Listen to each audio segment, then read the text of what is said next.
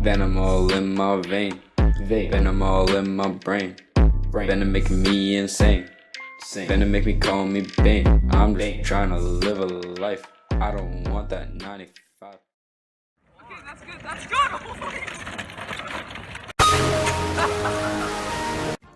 Newton's first law states that an object at rest remains at rest, or an object in motion remains in motion at a constant velocity unless acted upon by a net external force.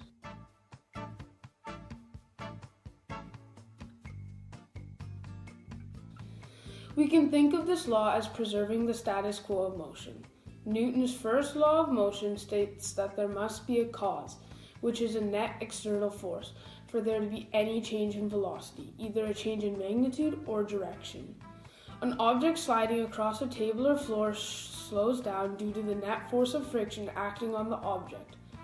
But on an air hockey table where air keeps the puck from touching the table, the air hockey puck continues moving with a roughly constant velocity until a force acts on it, like when it bumps into the side of the table. Newton's first law is also known as the law of inertia.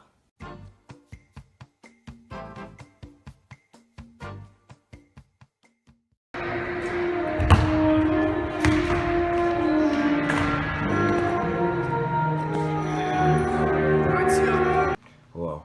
In my example, I performed Newton's second law, which states that the acceleration of an object is dependent upon two variables: the net force acting upon the object and the mass of the object.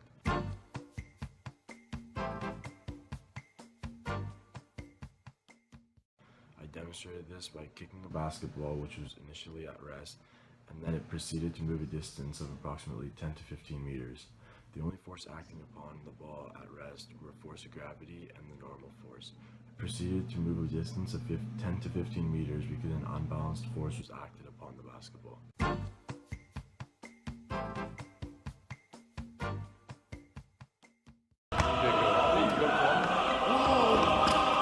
In this example, we see Newton's third law applied. When Grayson gets angry and pushes me, he exerts a certain force on me. This force pushes me back.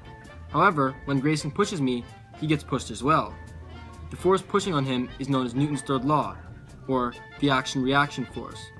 The law states that the reaction force pushing back on Grayson is equal in magnitude and duration, but opposite in direction to the action force that he applies on me.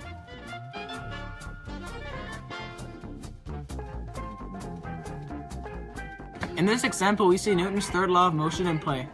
Newton's third law states that the size of the forces on the first object equals the size of the force on the second.